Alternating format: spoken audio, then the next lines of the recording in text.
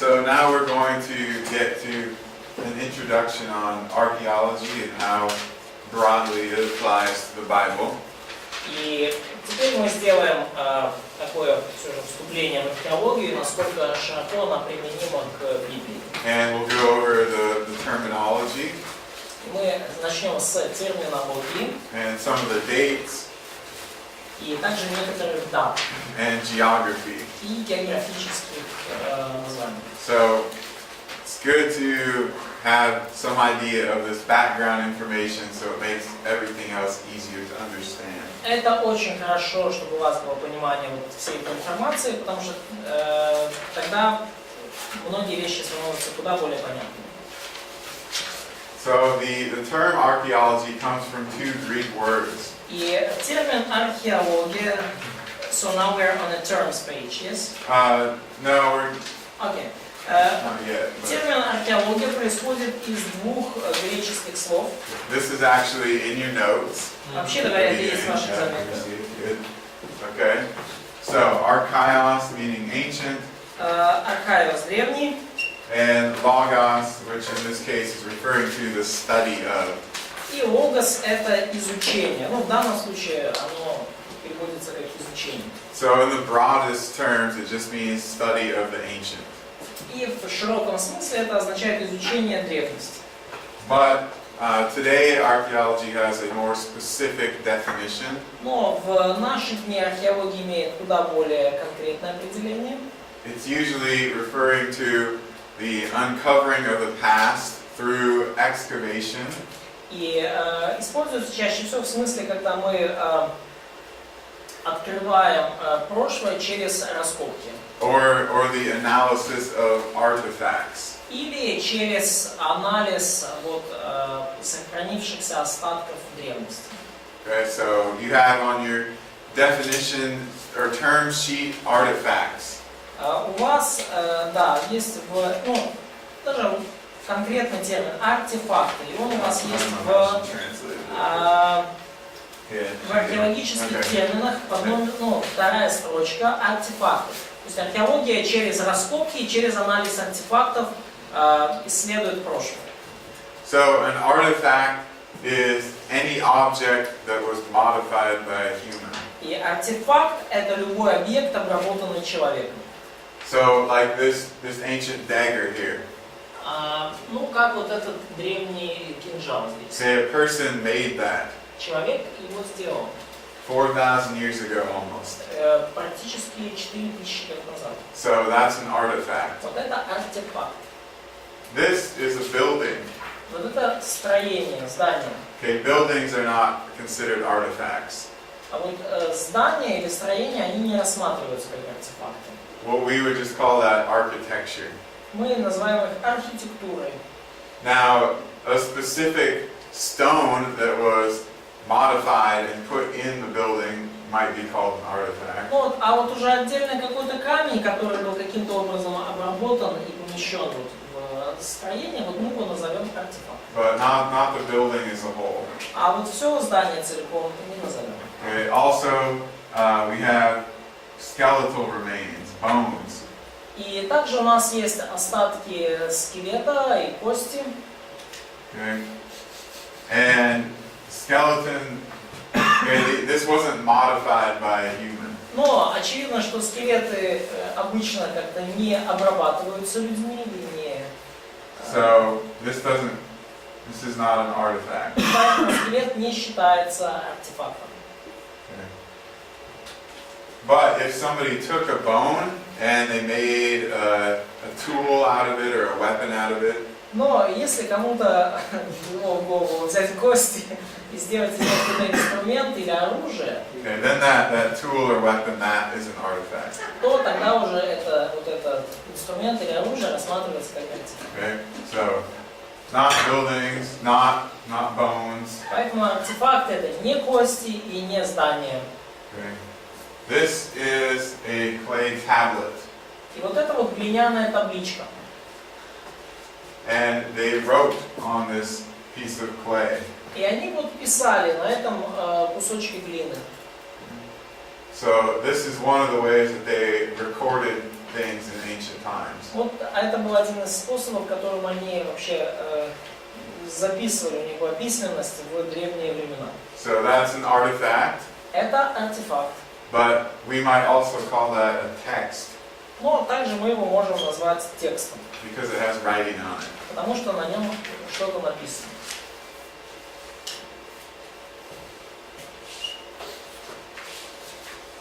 This is basically a map of the world of the Bible.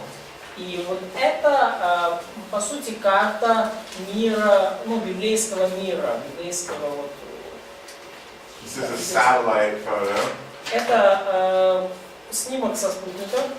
You also have there a drawn map. И также у вас в заметках есть нарисованная карта, Okay, which we are going to use as we go through the course, and we'll fill in certain places and things. и мы ее будем использовать по мере курса, мы там будем наносить на нее некоторые места. Let's give you a little pop quiz. Ну, такой простенький, такой вам тестик. Let's see if you know some geography of the Bible. Сейчас увидим, знаете ли вы хоть немножко библейской географии. Okay. Does anybody know what this area is called? Кто-то знает, как вот эта область называется? Yeah, good. Да. And what very prominent biblical character came from that area? И какой известный библейский герой оттуда произошел?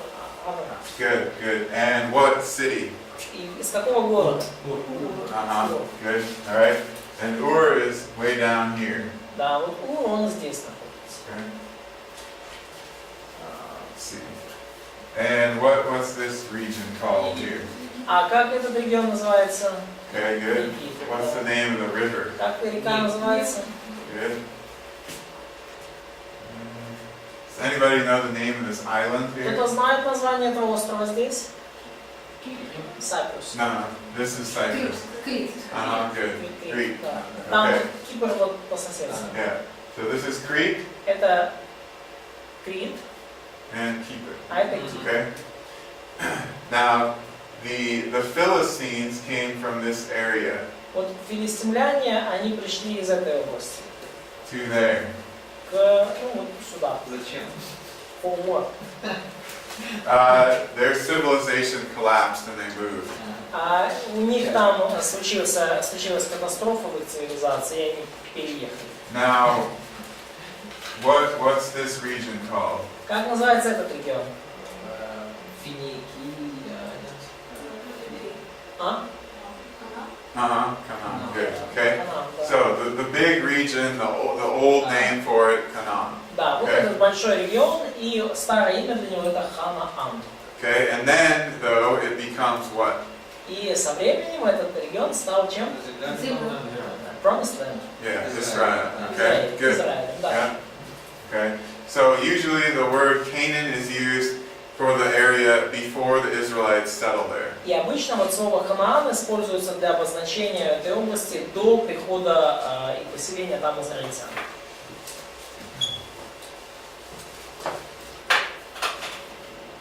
What city is here? Какой здесь город? Good. Okay. And what country or region is this? А здесь какая страна или регион? Greece. Good. Okay. So Paul goes to many places in Greece, Павел посетил много мест в Греции and he's executed in Rome. и был в итоге казнен в Риме. Does anybody know what this region is called? Кто знает, как это называется область? Yeah, today it is. Да, сейчас Турция, Галатия, Азия. That is in New Testament times, yes. Во времена Нового Завета, да, так называлось. Okay, in Old Testament times, yes, В Anatolia. Ветхом Завете, да. Anatolia. Анатолия называется. Нет. Окей. Something like that. Okay, it's the name of this region, Это вот так называлась эта область. and people like the Hittites lived there. И там жили, например, хиттеи. Okay? We read about them in the Old Testament. Мы читаем о них в Ветхом Завете.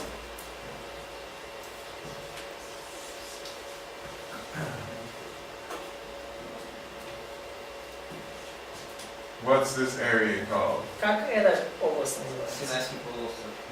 And what happened there? Что там случилось? Ой. Бог дал закон Израилю. God gave the law to Israel. Yep.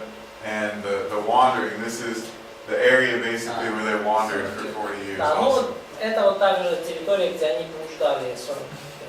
Okay?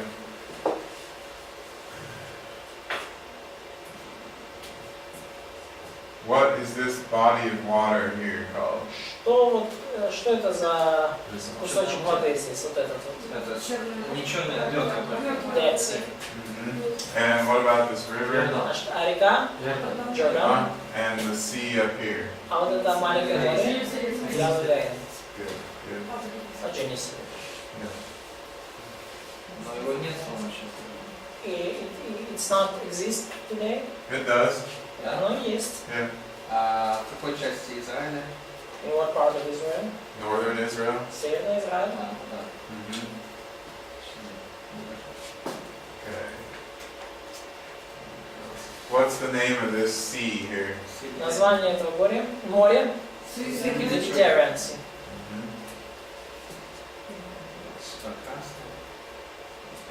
Mhm. Okay, and since we're going to be starting in the early area, we're going to focus on this region.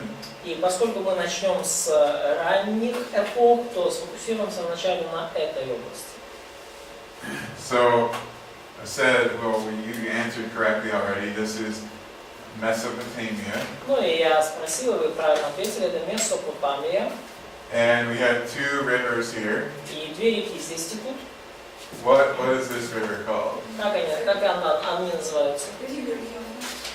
Тигр и Эфрат. Yeah, so this is the Tigris, this is the Euphrates. Да, ну, Okay, good. And in the southern part of Mesopotamia, и в южной части Месопотамии. this is an area where the Sumerians lived. Sumerians. И в этой части... Sumer. а, Sumerские. шумеры. В этой части жили шумеры. Да, шумерская цивилизация.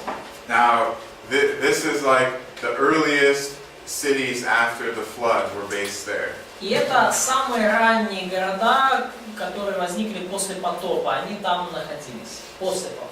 So the Tower of Babel, that happened somewhere in that area. И вот Вавилонская башня, ее постройка случилась где-то на этой территории. And we read in Genesis 11 and 12 and so forth, the table of nations. И мы читаем... All the nations that went out from the Tower of Babel. Да, мы читаем вот уже в Бытии 10-11 главе, что все нации, все народы, языки, они вот разошлись вот от этой Вавилонской башни. Okay, so everybody went out from that region. То есть все вот они произошли из этого региона. And that's why the oldest writing that has ever been recovered comes from this area. И вот по этой причине самые древние письменные источники, письмена, они произошли, они найдены именно на этой территории. Usually this beginning of civilization or this earliest writing is dated to about 3100 BC. И обычно вот эти вот начало цивилизации или самые древние письменные источники датируются 3100 год до нашей эры. Okay, and so this would be right after the flood, basically. И это происходило, в общем-то, почти сразу после потопа. Now, in the Bible, there are two ways or two chronologies И в Библии есть две хронологии. that we can trace back and find a year for the flood. И с их помощью мы можем посмотреть назад, посчитать и датировать потоп. I'm not going to get into this in detail in the course, but I will just explain briefly. Слишком детально я не буду в это погружаться, но я просто вам кратко расскажу.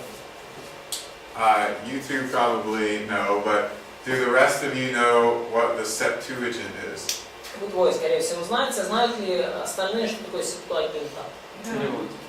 Okay? Alright. Понятно. So we have a very early Greek translation of the Hebrew Bible. Итак, у нас есть очень ранний греческий перевод еврейской Библии, Around 300 BC. сделанный где-то за 300 лет до нашей эры.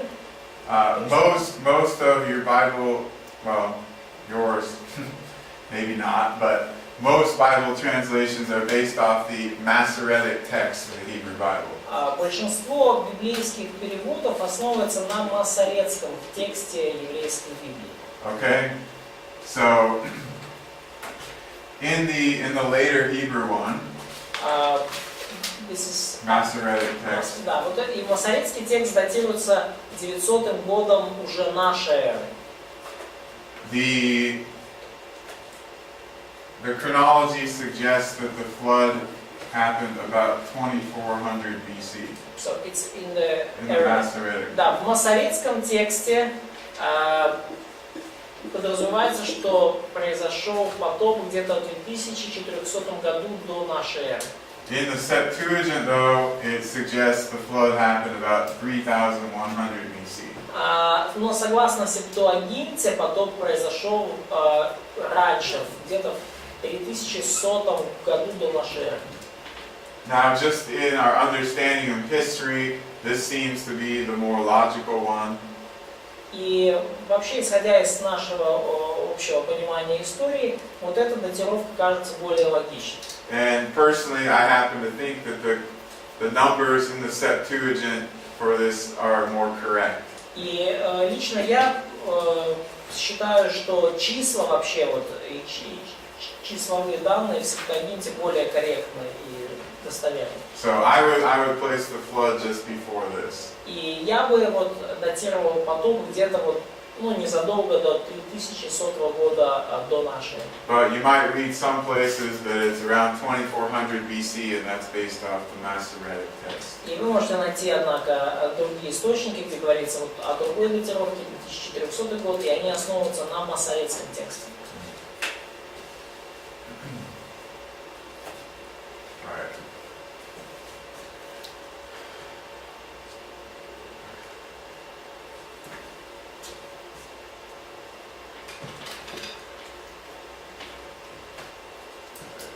We talked about this last hour. И мы об этом уже говорим весь последний час. Oh wait, we didn't actually. Sorry. Мы Read the next не slide. говорили. But I briefly mentioned just that Но кратко упомянули, a lot of people criticize the Bible these days. что много людей в наши дни критикуют Библию. And this is just an example from a survey taken in the United States, И вот просто пример из исследования, сделанного в Соединенных Штатах, which is considered by a lot of people to be a Christian country. И, ну, Штаты многие люди считают, ну, христианской страной. In terms of, that's what people usually think most of the citizens believe. И, ну, то есть люди думают, что вот в Америке это большинство граждан, они же верующие. But as you can see, most people in America don't actually believe that the Bible is true in a historical sense. Но, как вы видите, большинство людей в Америке, они не верят в то, что Библия в историческом смысле верна и достоверна. And it's especially true of younger people И это особенно верно в отношении молодых людей and those with higher education. и людей с высшим образованием. Okay? And so these are the people that I talk to a lot. И вот это люди, с которыми я очень часто разговариваю. So most people with a master's degree or a doctorate degree, no matter what field they're in, usually think the Bible is a myth. И большинство людей с магистерской или докторской степенью, независимо от того, в какой области они ее получили, они думают, что Библия – это миф. Even though this is a small percentage of society, И даже несмотря на то, что это, ну, относительно небольшой пласт, ну, небольшое количество таких людей в обществе, these are the people that write the books. вот это люди, которые пишут книги. and they consult for documentaries or movies. И с ними консультируются, когда снимают документальные или художественные фильмы. And they write curriculum for schools. И они пишут учебные планы для школ. And there's sources that journalists use for newspaper articles. И к ним обращаются журналисты, как к экспертам, для консультаций, для статей и так далее. And they're generally considered authorities or experts. И чаще всего их рассматривают как экспертов или имеющих авторитетных специалистов. So it has a very big effect on the whole population. И таким образом эти люди очень сильно влияют на всю нацию, на все население. It's like the opinion of scientists on evolution. Это вот как мнение ученых об эволюции. So most biologists that you talk to would say evolution is true. Большинство биологов, с которыми вы будете общаться, они вам скажут, что эволюция верна. Эволюция верна. And because they think that, and they write textbooks like that, most people get it in their head that evolution is true. И поскольку они так думают, и поскольку они же пишут книги на эту тему, то большинство людей тоже соглашаются, что эволюция верна. And the same thing applies to the Bible. И то же самое относится к Библии. Most historians, most archaeologists say that the Bible is false or mythical. Большинство историков и археологов, они считают, что Библия, она или неверна, или это просто миф. So people take a class on the Bible in school or in university. И люди проходят через курс по Библии в школе или в университете. And they're taught that it's just a bunch of myths, fairy tales. И на этом курсе их там учат, что Библия это просто сборник мифов и сказок. And that's why if you go up and talk to your average person on the street, that's probably what they're going to think. И вот по этой причине, если вы пойдете и поговорите со среднестатистическим человеком на улице, то вот это то, что он думает. And unfortunately, this view of the Bible is even taught in many seminaries and Bible colleges today. И, к сожалению, именно такой взгляд на Библию преподается даже в многих колледжах библейских и семинариях сегодня. Their view might not be as extreme. Может быть, они не настолько, скажем так, уже экстремально смотрят на это. But they will often say things like the parts of the Old Testament before the time of David it's mostly myth. Но они могут так сформулировать, что, например, те части Ветхого Завета, которые написаны до Давида, это в основном миф. Just nice stories that are supposed to communicate principles to us. Просто такие хорошие истории, которые до нас доносят важные, полезные для жизни принципы. And they even say that about many of the teachings of Jesus. И то же самое они могут сказать вам, например, о многом из учения Иисуса. It's very popular now to say things like the sayings of Jesus in the gospel, he didn't actually say most of those. И сейчас очень популярно говорить, например, что большинство изречений Иисуса в Евангелиях, на самом деле он их не говорил. То есть это то, чему сейчас учат в семинариях и в колледже, да? So that's what they teach now in seminaries and colleges. In many of them, not all of them. Во многих, не во всех. Okay? It depends on their view of the Bible. Это уже зависит от их взгляда на Библию. But the view that the Bible is inspired and inerrant is not as common as it once was. Но взгляд на Библию как на богодухновенное Писание, истинное во всех отношениях, он не настолько популярен, как был когда-то. Just like 300 years ago, most people believed the earth was created, they don't believe that anymore. Ну как 300, yeah? 300 years Да, ago. например, 300 лет назад люди многие верили в то, что Земля была сотворена, и сейчас уже большинство людей в это не верит. In the 1800s, there were a lot of changes in the beliefs of academics. В 18 столетии произошло серьезное изменение в убеждениях, верованиях ученых, ну и вообще людей в академических кругах. университета. This is the time that Darwin wrote his book about evolution. Ну, вот это время, 18-19 век, это тогда же Дарвин написал свою книгу об эволюции. It's also the time that a movement called higher criticism of the Bible started. И тогда же началось такое движение, как высшая критика Библии. And in this view, they're essentially saying that most of the Bible was mythical.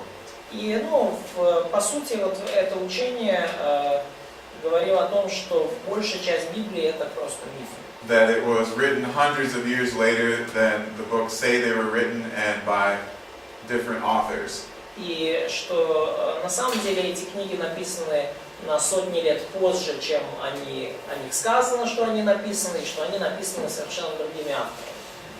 We all already talked briefly about the implications of that on theology. И мы уже чуть кратко сказали о том, какое это влияние оказало на богословие. So one of the things we're going to be doing is looking at the evidence against that view. И одно из тех вещей, что мы будем делать, это будем говорить о доказательствах против такого взгляда, доказательствах, опровергающих такой взгляд. But towards the view that the Bible is saying exactly what it's saying and it's historically true. Но мы будем рассматривать доказательства, подтверждающие, что Библия говорит именно то, что произошло, и что эти события имели место и были историчны. Who can translate this verse for me? Кто может этот стих с еврейского перевести? Да. Let's start with this word. Ладно, давайте с этого слова начнем.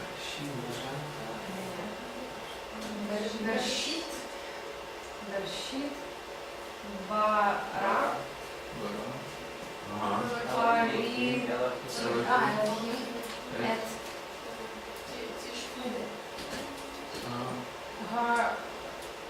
Гашамим, Веат,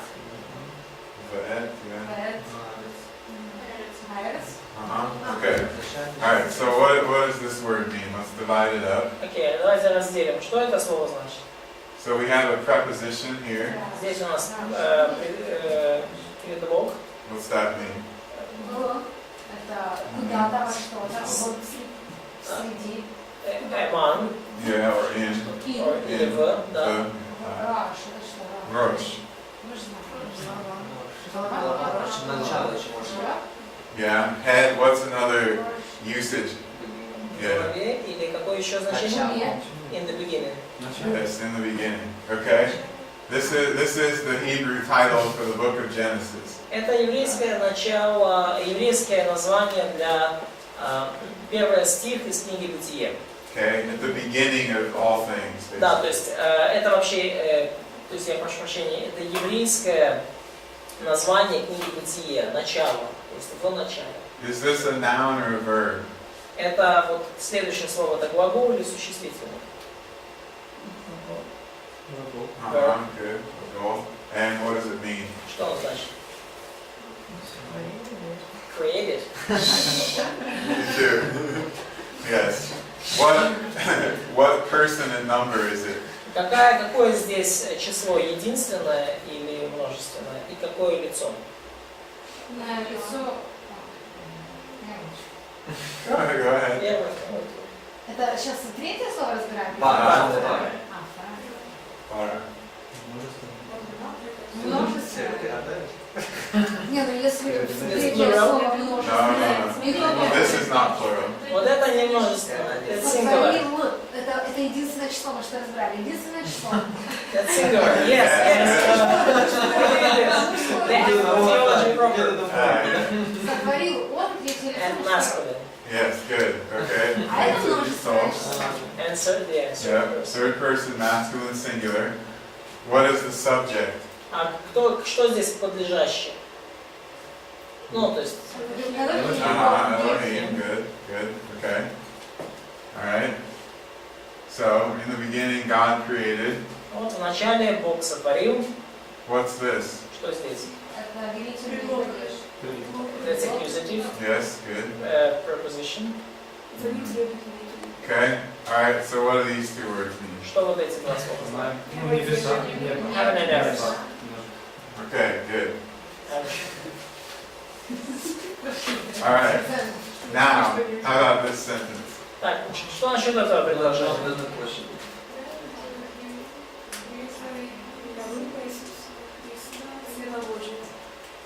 Археология или выше? Начало. Начало. Начало Евангелия, здесь Христа, Сына Божьего. The beginning of gospel of Jesus Christ, Son of God. Good. Alright, you know that's Genesis 1:1. И вы знаете, да, что это Бытие 1.1? What's that, А bro? что это? Марк 1. Марк 1.1. Good. Alright, now we talked about artifacts earlier. Хорошо, мы уже говорили раньше об артефактах. Now, these three things are also artifacts. Ну вот, и вот эти три штуки, это тоже артефакты. This is a coin. Это монета. It is a coin of Herod the Tetrarch. И это монета Ирода Великого. Herod the Tetrarch who... Irod the Great, yes? No, the Tetrarch.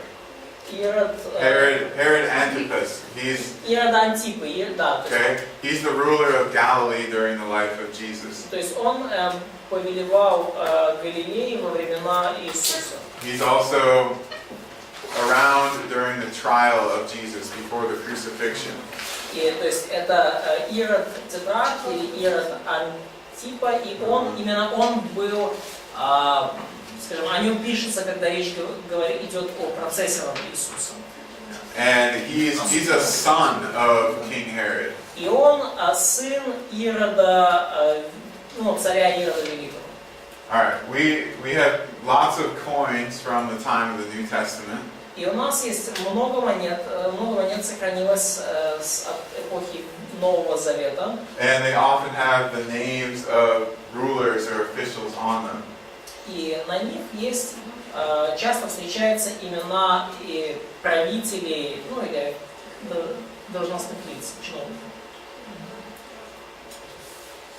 Can anybody read the Greek on this coin? Кто-то может здесь прочитать греческое на этой монете? Вижу и тетрарх. Good. Yep. Okay. Herod Tetrarch. Okay. Да, Ирод Тетрарх. Good. In this time, they only used the capital letters in Greek. И в то время они только заглавные буквы использовали в греческом. Okay, so this that we read in our text of the Greek New Testament now, То есть вот это мы читаем в нашем тексте Нового Завета. this is a different script that was developed in the Middle Ages. И это уже другой шрифт, который был выработан в средние века. So if you're reading things from the time of Jesus, it's in all the capital letters. И если вы читаете документы на греческом, которые времен Иисуса, они все там заглавными буквами. They didn't Как have больших и маленьких. they didn't have lowercase Greek letters then. Нету маленьких греческих букв. Just like Hebrew, only one size of the letters. Как в еврейском, да, то есть все буквы одного размера. Does anybody know when the first coins were minted? И кто-то знает, где были найдены первые монеты?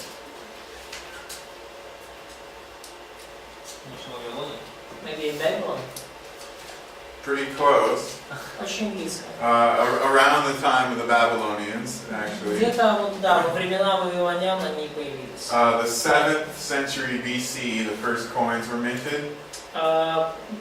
Первые монеты первые найденные монеты датируются 7 столетием до нашей эры. So that's the 600s BC. То есть где-то 600 год до нашей эры. So 600 around the time of Nebuchadnezzar.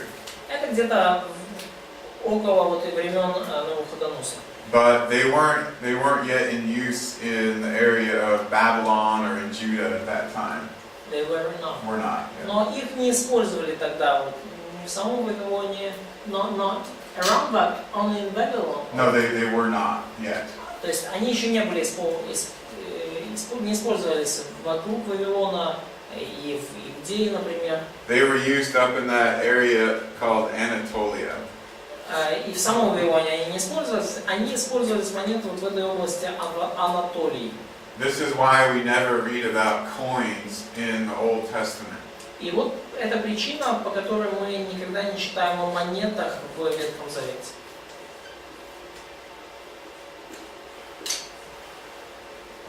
What's this word? Что это за слово? Shekel, okay? Shekel. Шекель. That's how it's translated in the Russian, right? Да. Yeah, okay. So Или сикли. we read about, 20 shekels of silver, something like that. Мы читаем иногда о 20 там сикелях серебра, да? So these weren't coins, it was just a weight. То есть вот эти названия для монет фактически были обозначениями веса изначально. We're going to talk about that when we get to Joseph. Мы об этом еще поговорим, когда будем говорить про Иосифа.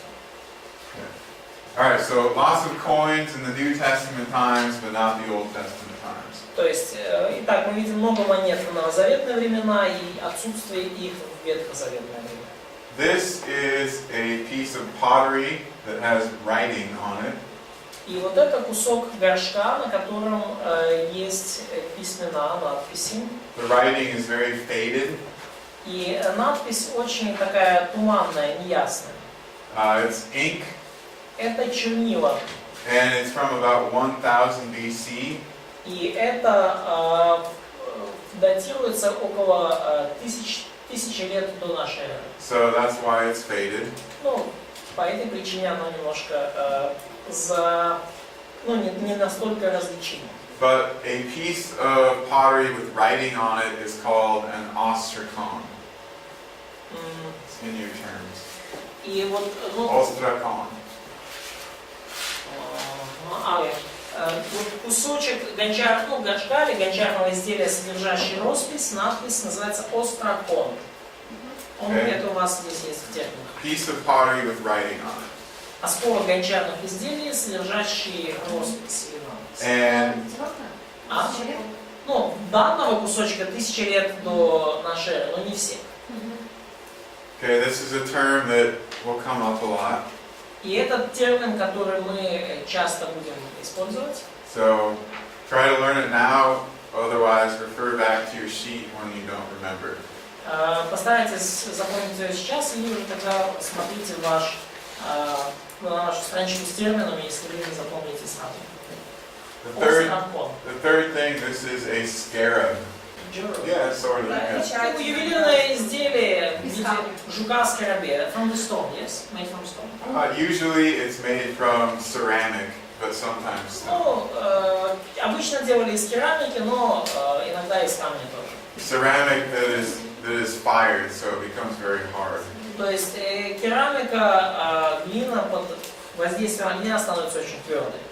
All right, now it gets its name from the scarab beetle. И вот название вот этого украшения скараб, оно происходит от имени жука-скоробея. It's a beetle, it's an insect that's common in ancient Egypt. Вот это насекомое, жук-скоробей, оно очень распространено в Древнем Египте. Maybe you've seen the movie The Mummy. Может быть, вы смотрели мультик такой, или мумия, Movie. фильм. Film. Yeah. Мумия, мумия, да. Yeah. So there are lots of scarab beetles they show in that film. Ну, и они в этом фильме показывают много таких жучков-скоробеев. So they took that insect and they made it into a symbol that they used in jewelry. То есть они вот этого жука взяли и вот начали использовать символ этого жука в ювелирных изделиях. And so this on the back side of this, it looks like the back of a beetle. И вот, сзади этого украшения это как, спина вот этого жука. But on the flat side, they would write something. А вот на передней стороне, да, то есть они что-то писали. And very often they wrote the name of a king or a pharaoh. И очень часто они писали там имя царя или фараона. And this particular one, is a pharaoh named Thutmose IV. И конкретно вот здесь имя указано фараона Тутмоса Fourth. IV. Okay. Or Тутанхамон? No. Тутмос, не Тутанхамон, Тутмос IV. What's in the language? Egypt? Yes, Egyptian hieroglyphs. Египетский иероглиф. I think hieroglyphs is on I here. know it's word. Yeah. Okay. So these are useful because the king that was in power at the time, the pharaoh that was in power at the time, he would have these made with his name on it. И это очень важно для нас знать, что фараон, царь, который был в это время у власти, вот делались такие вот штучки с его именем. So it wasn't just his own. They made many of them. Да, то есть это не была его собственная такая украшение, это они делали много таких. And usually they put them on a ring. И обычно они даже вот эту штучку с скэроб, да, они помещали на кольцо, на перстень. And then they could stamp the seal of that king. И они таким образом могли этим перстнем запечатывать письма от имени царя. So if we find that in an ancient city, then we can tell that that pharaoh was reigning at a certain time. И поэтому, если мы находим вот такие печати, кольца, скэрбов этих в древнем городе, мы можем сказать, что вот в это время там правил этот царь. Okay, so for example, Например, if we find a scarab down here, если мы вот на такой глубине находим такого рода вот скэрб, украшение в виде скоробея, okay, then we know in this layer of the city, it was lived in during the time that pharaoh was alive. и тогда можно сказать, что вот этот вот слой города, да, он был, то есть вот датируется временем жизни этого фараона. So we have this concept called stratigraphy. И вот у нас есть также вот эта концепция стратиграфия. And basically, it means that the older layers of the lower layers of a site are older. И предполагается, что чем ниже слой земли, тем он древнее. Okay, let's say these are years AD, after Anno Domini, whatever. Ну, скажем так, предположим, что речь идет о, там, например, 100-й год нашей эры. So that's not about pharaohs. No, let's just assign years. Мы просто сейчас уже от фараонов отвлекаемся, да, к примеру, да, вот нижний слой, там, 100-й год до нашей эры, 100-й год нашей эры. Okay. Выше 200-й, 300-й. Alright, so you see the older is at the bottom.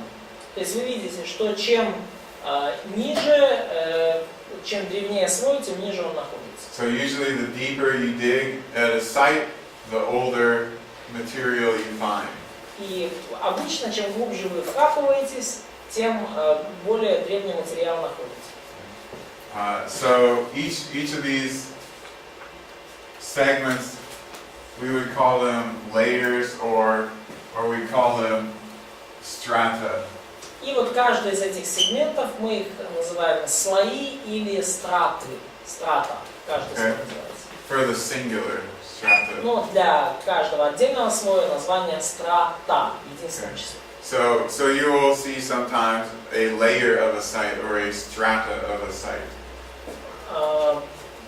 То есть иногда вы будете встречать вот этот термин, что слой или страта. So if we apply this to the city of Jerusalem, И, например, вот, если мы это применим к городу Иерусалим. let's say that they were building the city at the time of Abraham here. Ну, давайте скажем так, что вот они строили город, во времена Авраама был город. Okay? Now, over the course of time, cities sometimes were destroyed or people left them for a long period. И в течение вот уже с течением времени город мог разрушаться или люди могли покидать его. Or they just remodeled the city so extensively Или в городе происходила такая масштабная перестройка, то есть они меняли расположение там. How do you spell Moses in English? No, you don't do that. Моисей. Moses. То есть они делали реконструкцию города, то есть меняли там улицы. No, in there. Oh. And no.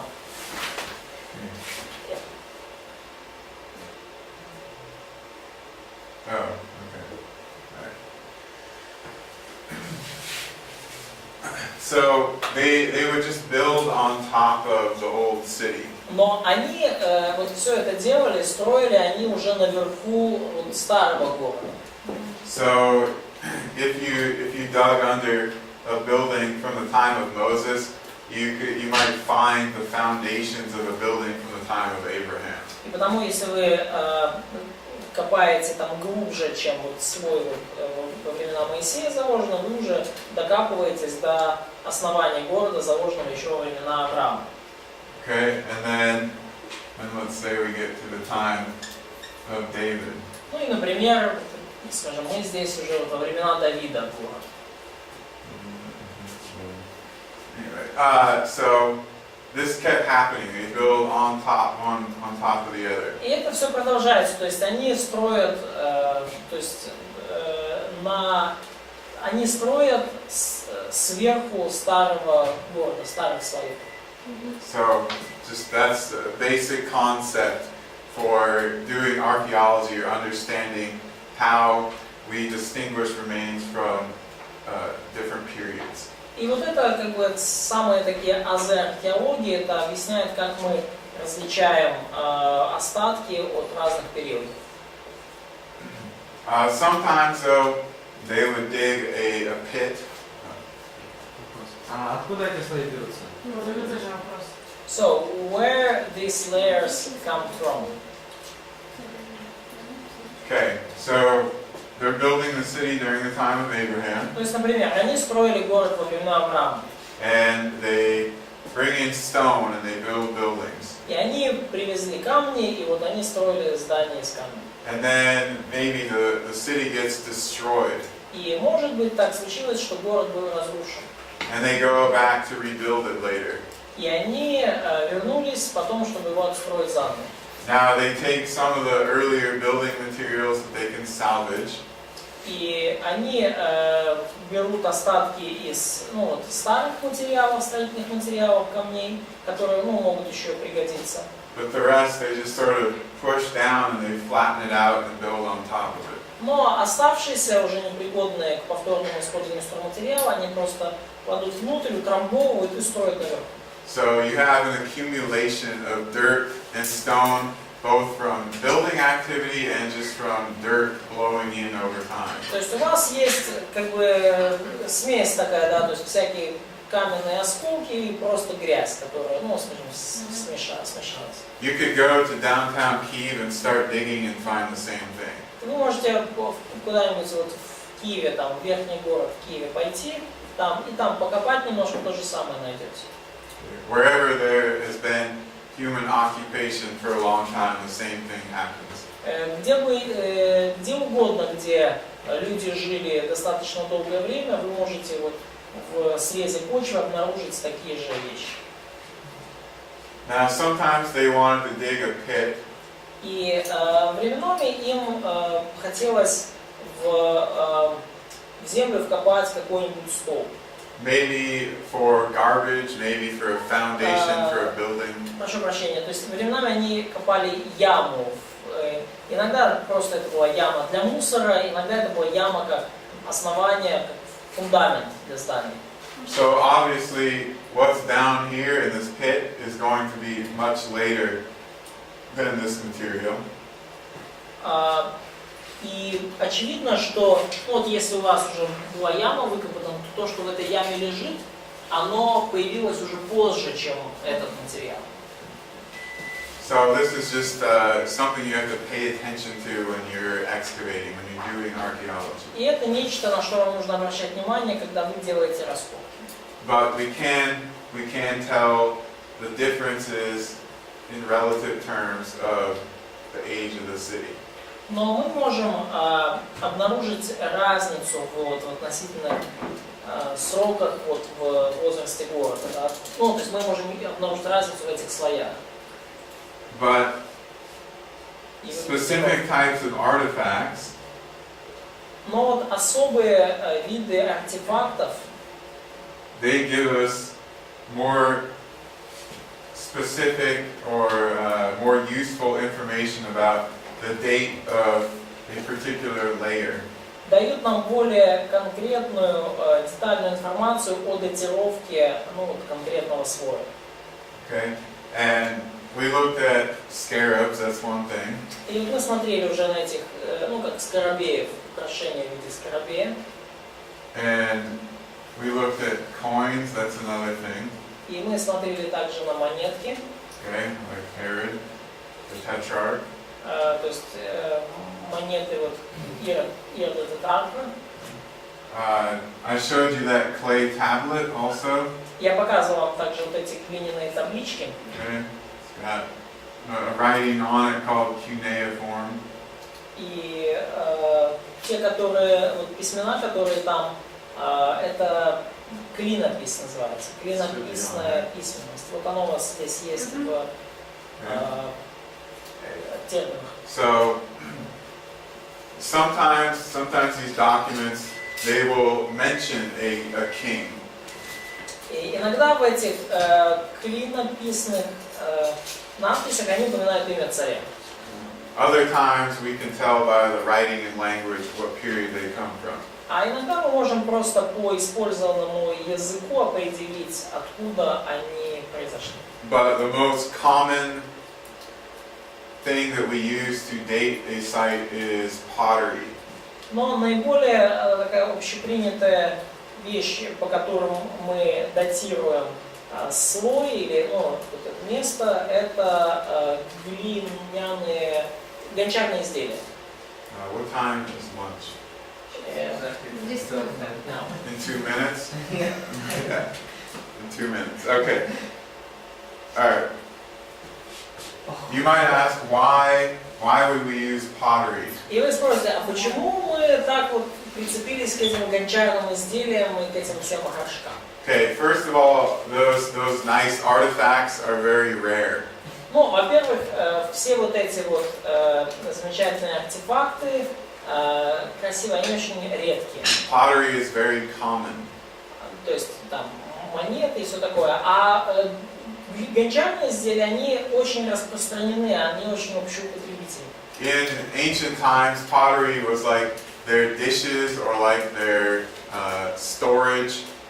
И в древнем мире они в гончарных таких изделиях, в горшках хранили все. И еду свою, и у них было типичное место хранения для всего. So we find it all over. И поэтому мы эти горшки, эти гончарные изделия везде находим.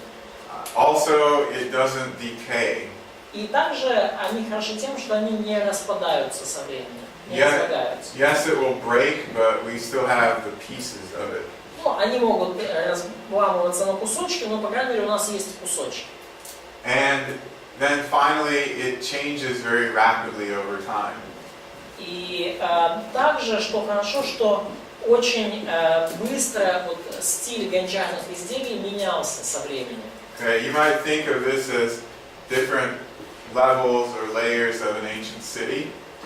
То есть вы можете просто, представить себе в голове, что это разные слои древнего города, да, при раскопке. And Эти look,